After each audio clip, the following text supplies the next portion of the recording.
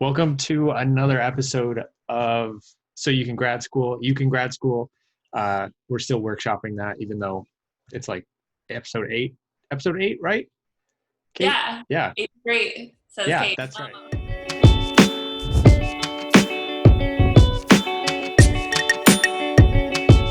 So we'll start with our tweet of the week.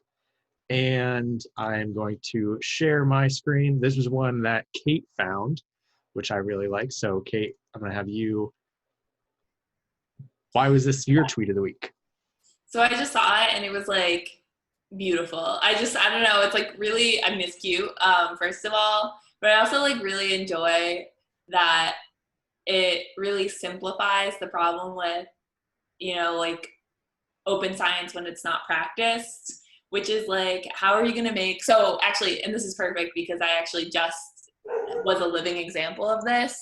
I made the world's best oatmeal cookies. I mentioned this on an earlier episode. I And think was so multiple excited. episodes. Oh, I did? Oh, well, yeah. That's They okay. were like amazing. So they were the best cookies I've ever made. And so I wanted to like replicate them.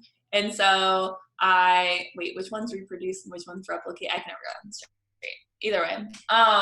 So I went to the store because I ran out of oatmeal and I bought old-fashioned oats instead of quick oats. And the next batch I made were not the best cookies of my life. They were adequate. And so I was just thinking, like, there's no way I could, like, proudly say I made the world's best cookies. Here is the recipe. And then, like, prove to everyone else that it's the world's best cookie. And so I just, it just, like, really spoke to me, this particular one. So in the future, I will be practicing open science baking, and I will send you any future recipes. But yeah, I'm going to experiment with the cookie recipe this week. So that was my tweet of the week.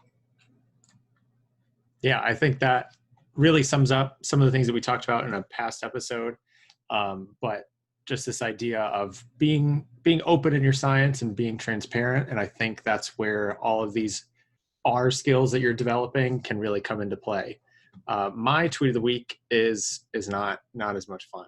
So I apologize for that in advance. It's a tweet from Chris Chambers, who, if you do not follow him on Twitter, you can, and then just like sometimes you can ignore him if you want. But this is all about, he has a book, which I think I've read some of, and Kate has as well. It's like the 7 Deadly Sins of Psychology. Check it out. But like, get it from your library. You don't have to buy it. We're all grad students who can't afford much of anything. So get it from your library. But he is an editor and a big push for the, why can't I think of what they are? The RRs, registered reports. Yeah, it's down there in his third tweet. But just ways in which we can expand on these registered reports and looking at some reproducibility or ways in which you can do secondary data analysis on these things. So it's really exciting. He's a big advocate for these things, and it's just nice to see what advances are being made in this area. So not as fun as like baking and talking about a baking recipe that I had, but that's what you guys get when you sign up for us. I think, again, we'll do another open science talk, but I think in particular the last 2 weeks, if you guys have seen the science news on Twitter or in the world, I think it's all of this open science stuff is not just like a flight of fancy, but like something that really matters for world health and well-being and, advancement of science in the field. Sorry, I lost track of my thought halfway through, but it's good. Are you referring to the IQ retraction? One of many examples. Yes. I was thinking of, but that's the main one. Yeah, there have been, if you guys haven't seen, there have been some pretty, there was a recent article that was retracted, that was pulled from publication, so that because the authors didn't do their due diligence and really were trying to make some pretty sweeping claims about IQ in other countries without really looking at everything. So it's really interesting, even though the steps are taken in whatever system we have right now, that there's still mistakes. On that note, we will transfer to, we need like some segue music, like going from one segment. Musician. So today you're going to build a website in R. So that is going to be really exciting. I did send some information out there before that you could check out, and we'll be following along with some of those things. But a lot of it is going to be me sharing my screen. So Kate is going to keep an eye on any chat questions or questions that you have. So we'll go ahead and get started. I am going to share my screen. Let's see how this is all going. All right. So the first thing that we're going to do is you're going to open R. Surprise. We're working in R. Oh, yeah. And when you open R, I've updated to the latest R version, which they have named Arbor Day. Don't know why. There's probably a reason behind that, but I'm going to stop talking so I can actually get started with things. And we are going to be I'm going to be following along very closely with the Blogdown book. So one really interesting point about this is this was written in R as well. This is using the Bookdown package. So you can write entire books in R, put them on the web, and everything is right there. And these 3 individuals who wrote this book are wonderful, and I've used a lot of stuff from here, and then also with Allison Hill's work too. We'll take a look at what she has to say as well. But I'll be following along pretty closely with this. Feel free to stop me with questions that you have, but we'll go back to R. So we are going to be we have to install Blogdown first. And you're going to do that here in the console with install packages. And we're going to be installing Blogdown. And I just did that. There will be a warning message. It'll say, hey, you don't have R tools, but we're not building an R package, so we don't have to actually worry about that. Then R will appropriately install Blogdown. And now we have Blogdown. Great. I'm sure you want to tell all your friends about, hey, I got Blogdown on R. What we want to do next is we're going to call Blogdown. We're going to look for that library, and we want to use all of the functions within it. So rather than going library, Blogdown, you can always force R to use a particular package by saying the title of the package. In our case, it's Blogdown, and then using 2 colons. And that will let R know, hey, I want to use the Blogdown function here. And what we're going to want to do is install Hugo. Hugo is, it's like different language in order to construct websites. And it works very nicely with Blogdown and with Netlify, which is where we'll be publishing our websites.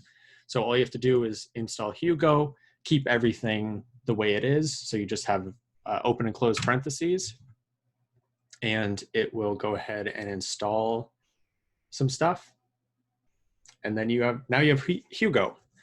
And this is where we'll actually, well, we're going to keep going. I don't know why I needed a transition there. We're just going to keep going with what we're doing. And up here, what you're going to do, now that we have these, we're working within the Blogdown framework, we are going to be using Hugo. What we want to do is create a new project. So you're going to come up here, because we had talked earlier about using projects, and it is just a nice way to keep everything together. And there's going to be a lot of different files that we can work with and a lot of options that you can use. So it's important to have this project. And what you'll notice now here we go. So now we need to tell it where we want to create the project. And we're going to go here to new directory. And what you should see now is there is now this really nice looking H, and that is saying this is where we'll actually go. You can create a website using Blogdown with Hugo. So if this is not there, I'm sorry, it doesn't look like you can make a website. No, you can just restart R, close R down, start it back up, and then it should be there. And now you just need to name the directory. This is just, what is the name of the folder that you want it to be?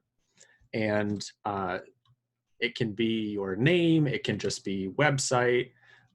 So I'm gonna make one for us. And then you can browse to wherever you want it to be. I have a specific folder for all of my GitHub projects. It's just a little bit easier for me to organize. If you want it in wherever you want it, you can specify that here. It's defaulting here. It's using my GitHub. And then we've already installed Hugo, but you can keep that there. You can have a sample blog post. We'll use the example. And we want to just keep all the directories empty for right now, because we'll be adding to everything here. And this is... Ask a question, Dustin? Yep. Is this GitHub just like a GitHub folder on your desktop, or is it your desktop GitHub that will then sync to your GitHub account? This is a folder on my, here, I've got it right here. This is just a folder on in my documents. Yeah, thanks for clarifying there. I've just named it GitHub to make it more confusing. But it will eventually sync with the desktop GitHub. We'll do that at a later stage and pushing it to GitHub. But for right now, it's just going to be a folder on your computer. Great, thank you. And then the Hugo theme here, this is what it defaults to. This is just a very basic theme. What I'm guessing is a lot of you will be using the academic theme, which we can see it here. So this was the link that I'd sent out earlier. If there is another theme that you want to use, you can follow these same steps. I'll be using the academic theme just because I think it makes the most sense for making an academic website. But the same type of steps here to get your theme installed is going to be the same across the board. You will just click on it here and then go to download.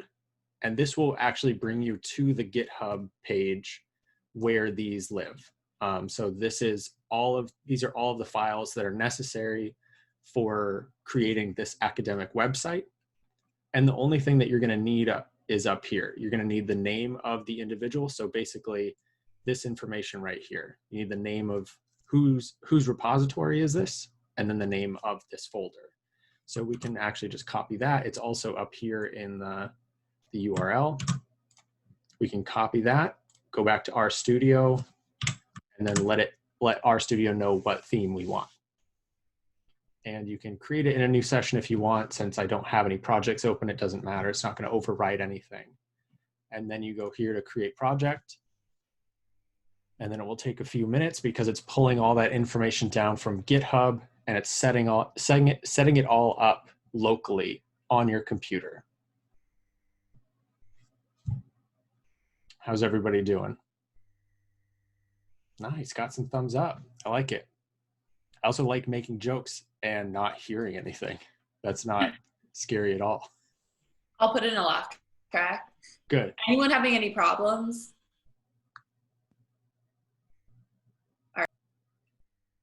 Okay. Usually silence isn't consent, but we can move forward with this. And so now we have all of the files necessary to create our website. A couple things that will be good for us to notice is now up in this environment pane, we now have a tab that says build. This was not there originally because we weren't building anything. This will actually take all of the information and put it together in a way that makes sense in, I don't know, it's like magic. It puts it all together and then your website, it is readable. So it takes all the individual pieces and just like, it just mashes them together and then website. So this is a way that you can do that. You can also do that in the console down here. And then you'll also notice that up here in the add-ins, you should have a few blog down pieces. And you might have some of these other ones. These are some other things that I've used in the past or continue to use. but you can quote poems. So perfect for all of the academic poems that we'll be writing. Some of the ones that you'll just be focusing on is the serve site and new post. Those are the only ones that I use. And let's see what, yep. All right, now what we can do is, I just want to show you the example of what this all looks like. You will see down here, just to get a little bit familiar with the file structure, it put all these files in here for us. And we'll move around some different folders so that you can see what is creating what in your website.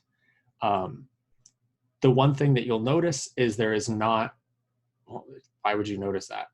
There's not a public folder, and when we build the website, it essentially creates a single folder that is what will be used to generate your website. So it takes everything, and every time you want to recreate something, it'll just build it all together and then give you this nice clean folder that has all the information. So right now we can go to the build section, and then you can click build website, or all it's going to do is down here, it does the same thing. So if you want to click a button, you can do that. If you want to type some letters, you can do that too. All you have to do is build_site. And then you can hit enter. And what it will do, now you can see a public folder pops up down in my file structure. Don't click on it. It's gonna be meaningless. A window may have appeared to show what your website looked like, and it probably looked terrible. That's fine. Don't worry about it. Get it out of there. Exit out. Don't even think about it. What you want to do now is we want to serve the site. So that built everything. It put it all into readable code, and now we want to serve it on locally. So this is not published. This is not anything. You can go up here to add-ins and click serve site. Or down here, if you just want to type things, you can spell blog down correctly and serve site. And now what it will do is it'll take all that information, it'll put it together, and then a viewer pane should pop up with your website.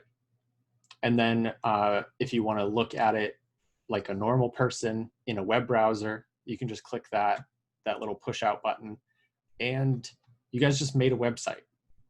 That was not hard.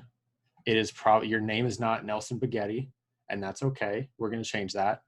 But you have a website. You put all the information in there, and it was just a few clicks. And now it transitions to, how do we personalize this? And that's where the fun part comes. There's a lot of customization that can come in here. And it can take you weeks to get to a point where you want it. So I'll show you some of the pieces to it.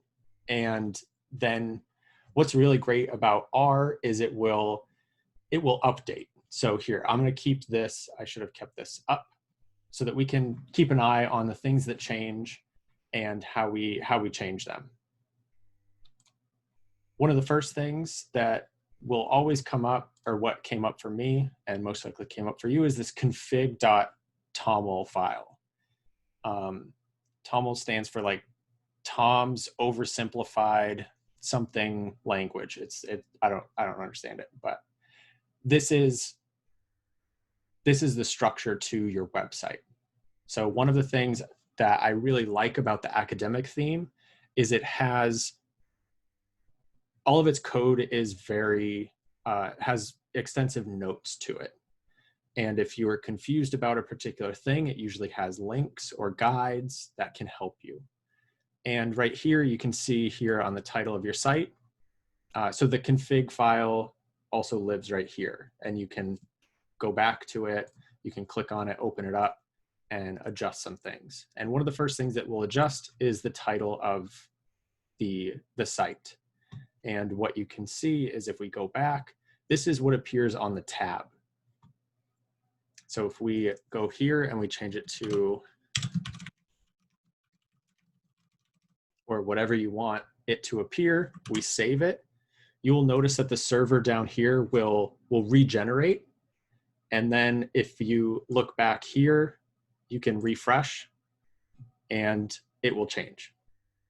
This is what's really great, is you can be viewing this, your website locally, and then change something and check to see what it changed, where it changed. And that's how I've figured out what are some of the things that are necessary to change or things that you can leave. But this config file is where a lot of it has a lot of defaults, which we don't need to worry about. These are tags or categories and how things are set up, and the defaults are fine.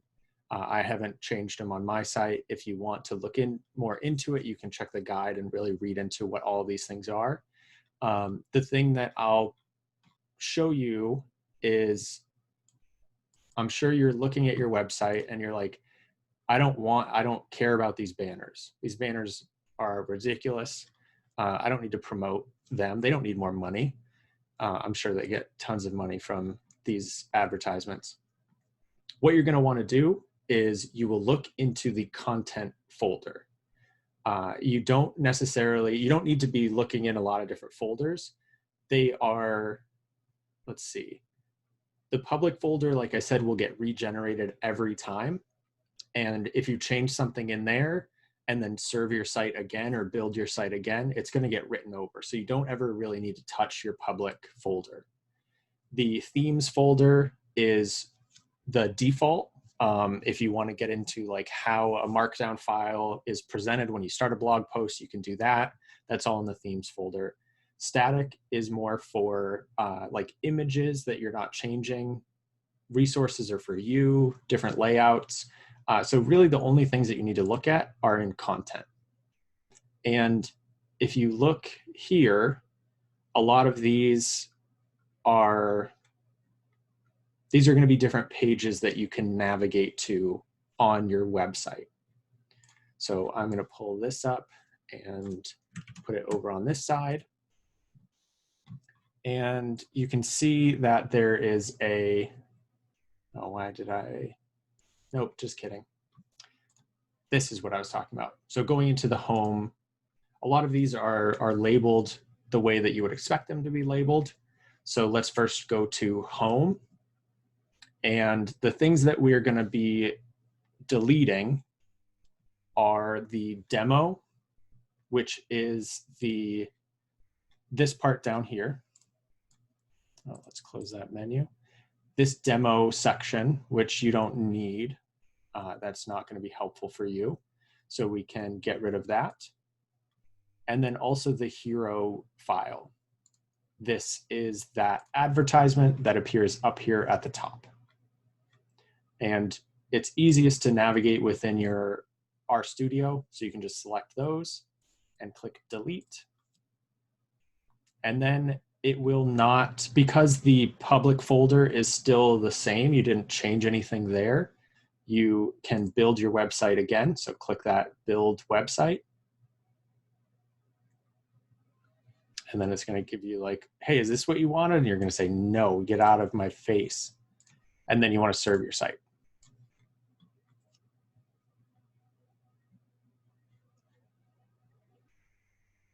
And now you can see that since we've gotten rid of those two sections, it's not building those things in the overall scheme of it. So those are things that you can get rid of. As you're looking through the home page, if we go back here, I'm still in the content home. All of these are going to relate to a feature on the website, on that home page. So the About section, these are Markdown files. This is going to be looking at, it specifies what it will look like. So right now it is saying that it wants to, you can have it say about, and the weight, meaning the location of it. And this is just setting it all up. So these are not things that you necessarily have to, you don't need to to change anything right here because it says it should be the username of a profile in your authors folder. So you're going to be the main author of this website. And that's why it says, I want it to pull in the admin authorship. So if we were to go to content and then into, where did that go? Now yep. Going back to content and then into authors. And then you can see an admin folder. So we can click on that.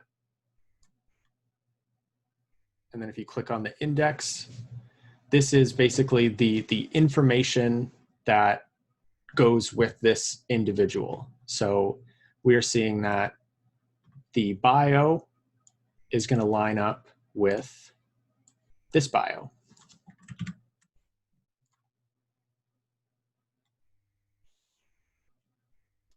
Or not. Wait, where am I looking?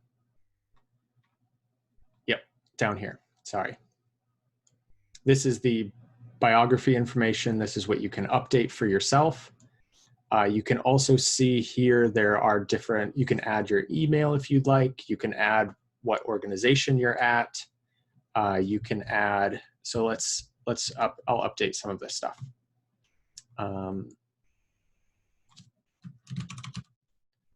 So you can update what your research interests are. A lot of these are just going to be templates, and they're going to be very straightforward in what it is that you think it does. And you can edit it, see what happens, and then change it back.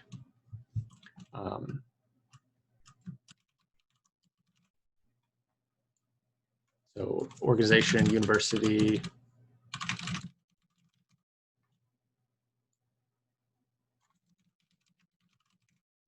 And then what you can do is you can have these different icons that relate to, so an envelope meaning to go to contact you. If you want to include your Twitter handle, you can.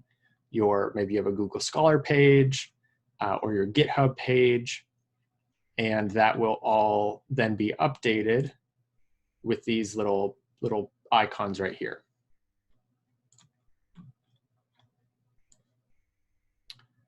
So let's change this. I am going to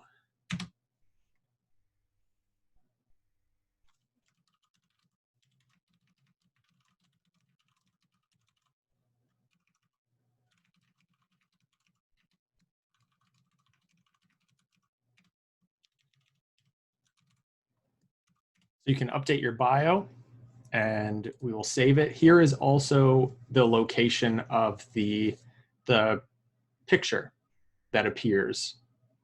So I have one thing that's really nice is here you should be able to, let's see.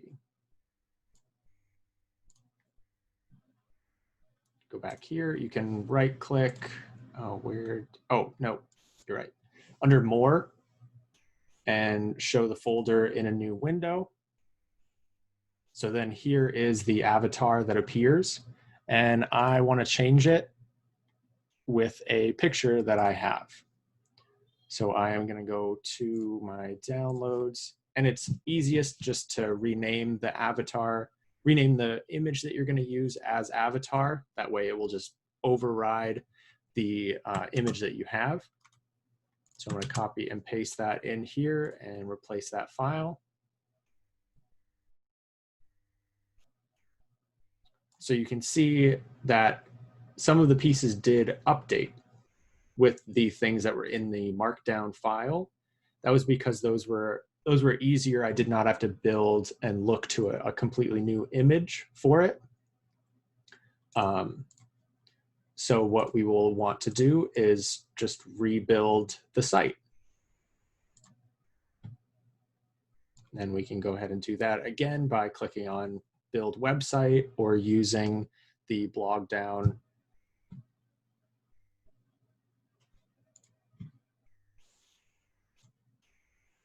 And then serving site. and there we are. We have our website so far with a new picture. We have our biography, and this is just that first section of the homepage. So what you can do then is, I should close, oh, why do I have so many of those open? That's fun. As you're checking through this content folder, you can see what needs to be changed then. So if there are courses that you've taught, you can put examples in here. That it always does have an example Markdown file that will update. You can get rid of them. There is that home folder and then the posts folder. This is something that if you go ahead and let's see, go back to serving my site, you can see up here at the top, oh my gosh. It's like, hey, you want to look at this so many times. You can see under posts that there are multiple posts in there already. And each one of these will be aligned with one of these files. The index is going to be just a general overview of things. So you don't necessarily need to go into that, but you can see that there are different Markdown files here. There are different folders that include images and additional features. So what you can do, since you, I'm assuming, don't want any of these posts, you can go ahead and delete them all.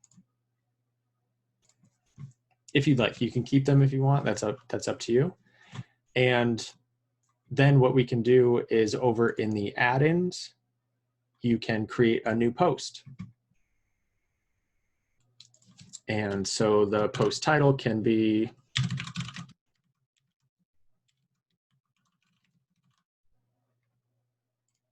and then you can put whoever is going to be the author of the post, what the date is. That will be, you can backdate it, you can put it in the future. And then the subdirectory, that's just meaning within this configuration, where do you want to put it? And you're going to want to save all of your posts within the post subsection. You can add categories or tags. The tags can be very helpful because as you write more and more, you can start organizing and people can search for specific tags, or you can organize based on different tags. And then this is the file name that will happen as a result. So this is the file that's generated. And because I'm more comfortable with R Markdowns and the way that they work, I always default to using R Markdown or the RMD files. And once you have that, you can hit done. And then you'll see that it generates a new post. And it just wants me to look at this website every single time. What you can do, yeah, go for it. What's the difference between RMD and R Markdown? The R Markdown, I've tried it and I ran into some problems for some reason. I'm sure there's some main difference between it. I've just always defaulted to using the RMD. If you ever want to just stop serving your website, you can always do blog down, stop server. And so that will just stop everything and then you can start it up again once you're ready. This is how I make the posts for all of the blog posts for UCAN grad school on that website. So this is, you can update the dates, you can update the titles, some really fun features, I think they're fun, is if you want to insert an image into the post, you can use this add-in and just say insert image. And then you can browse for an image, which I only have this one of my dog. So that's what it's going to be. And then you can write your blog post. What you can use is let's see, this is something that I've shared before, but you can easily access it. The R Markdown, wow, this is why I feel most comfortable with Markdown, because I've used this quite a bit. And so this is just the R Markdown cheat sheet. And you can see for different code chunks, you can do different things. But what's really important is this pandoc Markdown. It uses pandoc to create your website, or to format things. And by having different headers or wanting to include links, this would be how you do that. And so that's really helpful when you're wanting to include like hyperlinks and things like that. How are we doing so far? Nice. Silence, I love it. I'm just kidding, you don't need to unmute yourself. So we can save that, and because I stopped serving the site, here I'm gonna include a header.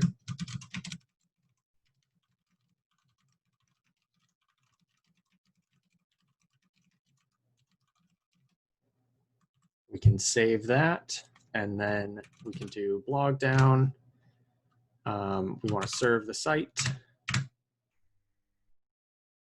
And so now it's going to render all of that information, and we can, let's take a look at this. Now, if we are to go to our posts, there should only be the one, because I deleted all the other ones. What's really nice is it gives like an overview of how long it should take you to read this, which is just looking at a picture of my dog sleeping. And then you can see that it will put in all the stuff, like your the little blurb that you wrote about yourself as an author will go right here. Let's see. So we're that's how you will create the post. And what you can do now is just work through you can edit these things, edit the different accomplishments that you have. You can see how things are broken up by organizations. And then you can really just, if you want to add in something new, the best thing is just to copy one that you know works, paste it down below, and then update wherever it is, and then it will update accordingly. And then you save it. So these are things that you can adjust and update and kind of tweak around. And that's why I said it could take weeks if you want to get it perfect, however it is. But for right now, I'll show you the steps needed to go from having it hosted locally to actually putting it on a website so that other people can look at all the cool stuff you've done. And the way that we're going to do that is we are going to go back to the web, and let's see. We're going to go to Netlify. Or first, before we do that, actually, I am going to open up. I prefer to use GitHub Desktop. It's just a little bit easier.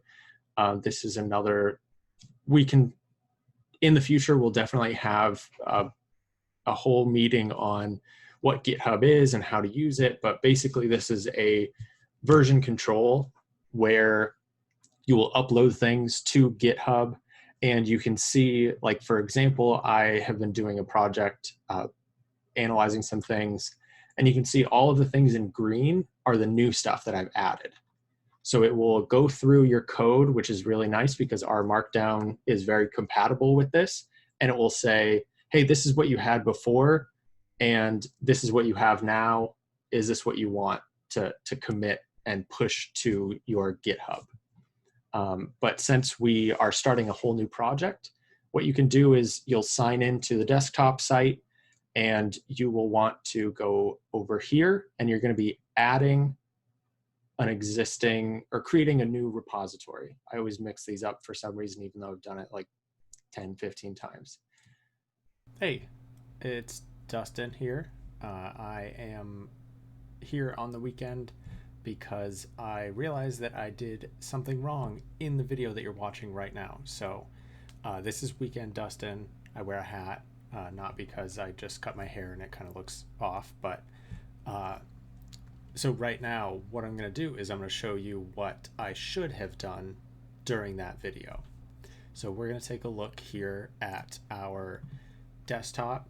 I have been working with our GitHub and GitHub for Desktop, and the one thing that I did is I put the project inside of the folder that we were already using, which then means that there's nothing that exists in there. So when you are first going to create a new repository, what you're going to want to do is navigate to the parent folder. So this is already navigating to my GitHub folder. This is just, like I said before, a big GitHub folder where I store all my GitHub stuff. You can have it in any other folder that you want. But this is the parent folder. This is the folder that exists outside of, that houses all of the other folders. So then you can see that our website here is inside of that. And so you're going to want that local path to be the parent folder, and then your repository name is going to be identical to the folder name that you already have. So you can go here, you can just look at it, copy, and paste it. And that's what I should have done way before. All right, now back to past Dustin. And so this is, there are slight differences between using Git and GitHub, but all this is doing is it's now recognizing that folder that we created with all of your website stuff. It's recognizing that and saying, hey, I need to keep an eye on this, and I need to see when changes are made. So right now you want to publish the repository, and you will go ahead and do that. You can say that if you want to keep it private or public, depending on whatever configuration you have. So we will publish that.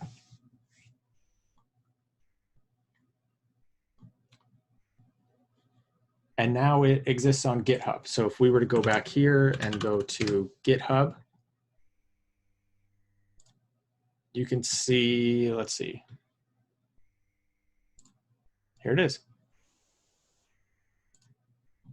And there's, let's see. Did I do that correctly? Is anybody else having any difficulties so far? Cool. So now what we're going to do is, let's make sure. Now you can go to Netlify, and then it's easiest to just log in with your GitHub account. It will link it. It makes things a lot easier to transfer between GitHub and Netlify. And the reason we're doing this is whenever you create a new post, it's going to be a lot easier to just push it to GitHub like we just did. If we make any changes, you can do that, and then it will be all set and ready to go. So let's see. The other way that you can do it, if you would like, is every time you want to create a new website, here I am back in R, is you would build the website like this. And we saw that it does in that main folder, it creates that public folder, this one right here. So if you're just wanting to try it out right now, what you could do is go to that public folder, which is going to be right here. And all you actually have to do is take this and drop it right there. And then it's gonna, so this is the one way that you can do it if you want to just build the website, paste it in, or like drop it in here. This is not the way that I usually like to do it. But you can see it always gives you this really nice domain name. But here's the website. It is up. You guys can go to it. If you go to Cranky Chandrasekhar, but we don't need to do that. What we want to do is create a new site from Git. And we're going to be using GitHub here. And it will most likely ask you to authorize it and check to see I've already been authorized and said that it's okay to use this. So just make sure you do that. And then what you're going to want to do is find that website. And before you try to deploy the site, you need to tell it what version of Hugo you're using. And the way you do that is you, on this screen, you will go to the advanced settings and you want to create a new variable. And this is going to be called Hugo_version in all caps. And then if we go back to R really quick, I'll try to keep these side by side so you can see both. If you've just installed Hugo and Markdown right now, you should be able to just use whatever it is that I am using as well.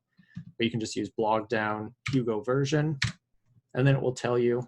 You can just copy and paste that in.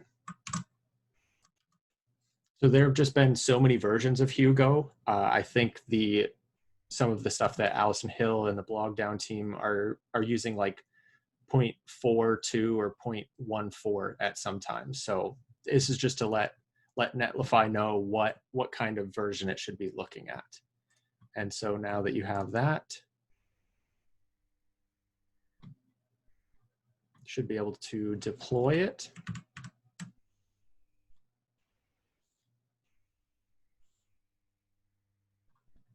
And now it's been deployed. Let me check to make sure.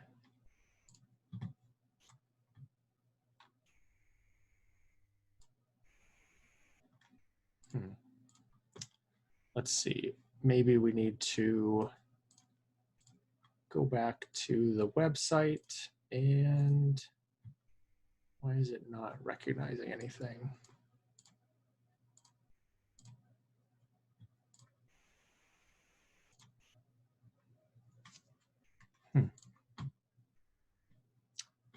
Is anybody else able to see a website or anything? I'm still one step behind. Okay, great. I will do some, let's check out what is going on, because it doesn't look like it is. For some reason, it didn't look like it was recognizing on GitHub, because there is nothing here, which is not good. There should be an initial commit of the website.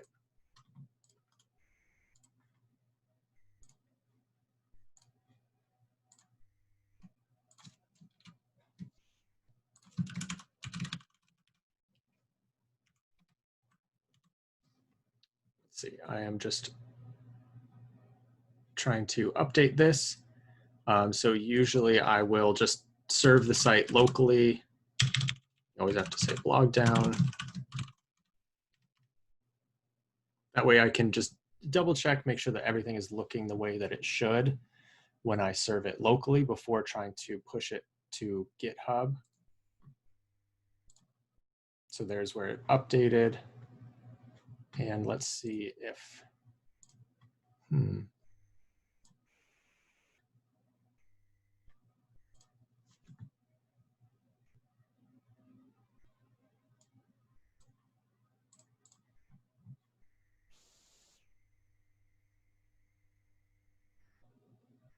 well, this isn't embarrassing at all. It worked earlier, but it always does when I do something like this. So for some reason, it's not recognizing I'm not able to connect the edits that I'm making locally. And because all of these files in this folder should be up here on GitHub. And that is not the case. So I'm going to just try it again. And I will first delete this repository. So you can go to settings, and then we are going to go to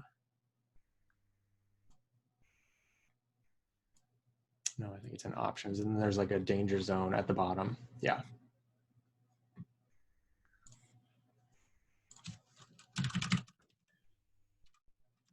How's it going, Kate? Justin, while you're doing that, can I just ask you how you check what version to push it to? For Hugo, Yeah. that Hugo version, you in R just type blogdown ;: Hugo _ version, and then open close parentheses, and that should do it.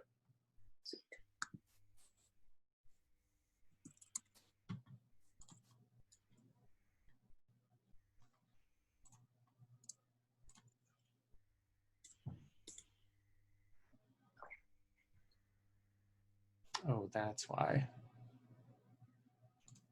Oh, it was looking at something that wasn't really there. So I didn't go to the right spot. So if you guys went to the right spot, then maybe it worked. Yeah, it looks like mine's working. Oh, man. Oh, never mind.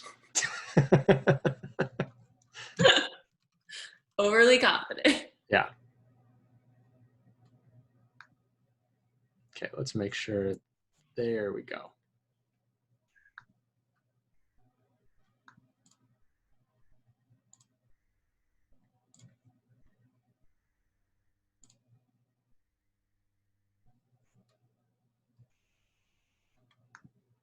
Any other questions? Or if you're just like, hey, Dustin, how'd you get to be so cool? I can answer that too. Or any success stories if yours has published. Yeah.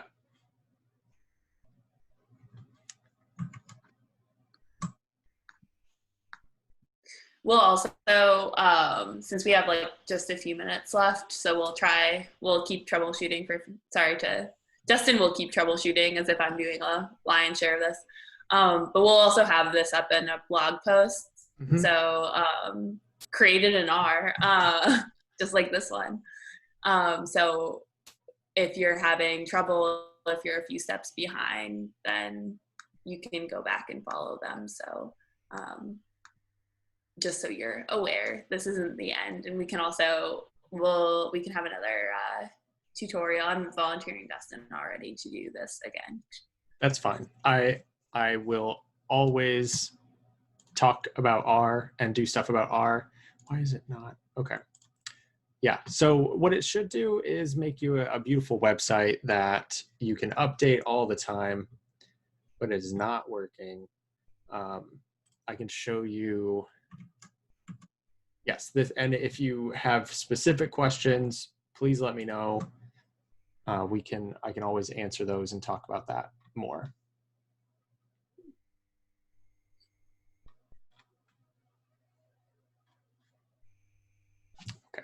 So at the 90% mark for creating your own website. Yes, well, you can always just plop in the public folder, and what you can do, because I'm guessing that's not what you want your site to be named, you can go to site settings and then change site name. And then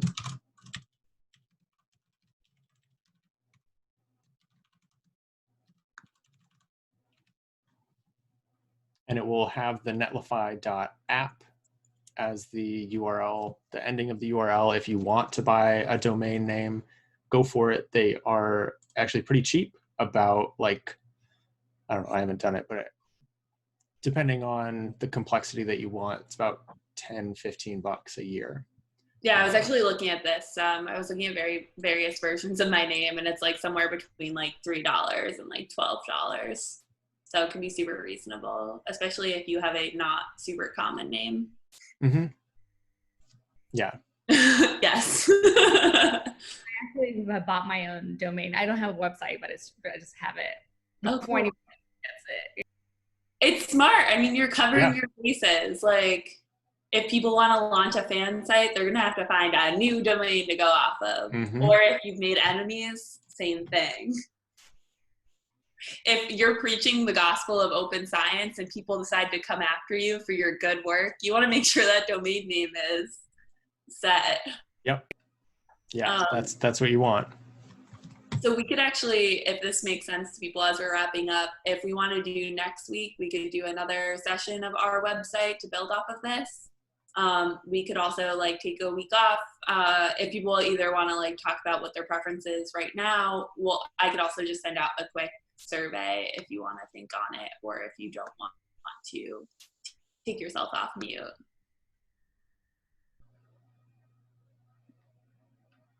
I mean, more of this next week sounds good to me. All right. Perfect. People agree? You want to put thumbs up? Okay, Talia, great. We got a couple people who want to. Excellent. Tell your friends, get them involved. We would love more faces to stare at in silence. Cool. So in that case, we'll plan on picking this back up this week. Justin, I'm going to suggest, because I want to learn how to do this, maybe we can all kind of troubleshoot if you have like anywhere between 5 minutes and 2 hours to try and figure out like if you two have the same problem. Then for me, I want to do that because it's skill building that I know I'm going to need in grad school, particularly with coding. So I'm also holding myself accountable. I'm going to troubleshoot this between this week and next, and also while I pack up my entire apartment. So it'll be a week of fun, sweaty, and challenging things. Great. I think that sounds really good. And we can get into more detail about if there are particular sections you'd like to edit. Send us an email beforehand, and I can focus on that. If you want to say, how do you like insert GIFs in, you can do that. If you'd like that on your website, or how do you want to organize your projects, or different home pages or things like that. Or if you're using a different theme, let me know and we can figure that out. I will work on putting together our website. So we're going to be, everything that we've done so far has just been on my website because it's just been easier, but we're going to have our own UCAN grad school website coming soon. So be on the lookout for that. Tweet all your friends, tell everybody, stop people in the street and say, you need this in your life. Tell Zotero and R. Mm-hmm. And block SPSS. Yeah. Oh yeah, we hate SPSS domain name. I already have it. Don't worry. Clever though. Sorry, it's Friday at 6. Yeah, we're good. So yeah, thank you for coming. Like I said, tell all of your friends, and now we are on to future directions. Unless Kate, you have something else that you wanted to yell about? No. Okay. I just figured out all the problems with the app while you were talking, so cool. I'm gonna advise you guys now. Just kidding. Future directions is great. Do you want to go first? Yeah, we can do. So in the vein of R and everything at R, Hadley Wickham has a book called R for Data Science, and it is free. It is awesome. I love it. You can buy it if you would like, but you don't have to. Let me make sure what the domain is. Yeah. So it is free. It's made in a book down website because everything has to be in R. It's awesome. And it really is a great resource if you want to get into working with R. It starts with visualization, which is really cool and something that R does really well. I would also like to encourage people to brew cold brew coffee. I got a cold brew coffee maker for my birthday, and it is delicious. It's way easier than you ever think.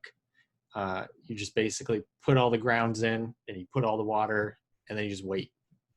But you don't drink it with all the grounds. That would be very bad. Don't do that. Yes. Yeah. So do those things. It's hot out, so cold brew coffee is a good way to keep things moving. I'll be making that transition. And mine is, so if you're someone who like really loves data, which might be you guys, but if you're also someone who really loves to run, which probably isn't you guys, have I got a watch for you? Sorry, Garmin also doesn't sponsor this or me. But anyway, I got a new watch this week and I was really excited. And it's kind of fun. I think 2 years ago in my old job, I wasn't feeling super satisfied with the experience I was getting. And so I started collecting data on myself every single day largely related to my running, but also sleep and stuff like that, has yet to be actually analyzed, but we'll see. Maybe I'll practice R. It's not, I don't have a lot of confidence in the data collection. But anyway, this kind of does it for me, which is really exciting. And it's added a new fun part to my running that I'm hoping to be a little more scientific in analyzing how I run and stuff like that. So if you too are interested in data of your running and or want a running coach, I have some free time this summer, so keep me updated. I assume it's going to remain a no, but just email me if that changes for you. I'll make a training plan. And also, Emily, your books are on the way. So if you are someone who wants to send a letter to someone through the U.S. Postal Service, would highly recommend that as my other recommendation. A book or something. One of those things. Yeah. Follow us on Twitter. We are at, is it can_grad? Kate is K8_MCC, right? Yes. Yeah. Got it. And I am at Dustin Harridan.